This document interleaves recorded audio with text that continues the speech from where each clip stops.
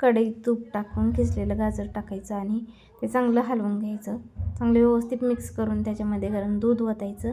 त्याच्या कन्सिस्टन्सीनुसार दूध ओतून ते चांगलं व्यवस्थित मिक्स करून घ्यायचं आणि त्याच्यामध्ये आपण ते चांगलं हलवून झाल्यानंतर त्याच्यामध्ये आपले ड्रायफ्रूट्स टाकून ते चांगलं हलवून घ्यायचं आणि ते झाकून ठेवायचं. थोडा वेळ झाकून ठेवल्यानंतर ते उघडून बघायचं. त्याच्यामध्ये आपली जी विलायची असते तर ती विलायची टाकायची थोडीशी,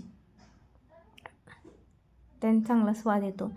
विलायची टाकून हलवून थोडं शिजून दिल्यानंतर त्याच्यामध्ये साखर टाकायची आणि व्यवस्थित हलवून घ्यायचं आणि असं पूर्ण दूध आटेपर्यंत हलवून झाल्यानंतर गाजराचा हलवा तयार झालेला असतो. त्याच्यामध्ये थोडंसं वरतून 1 चमच्यावर तूप टाकून त्या चांगलं हलवून घ्यायचं.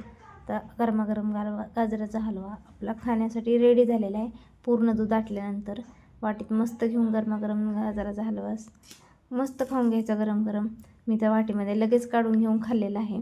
चॅनलला नवीन असाल तर चॅनलला सबस्क्राईब करून जावा. थँक्यू.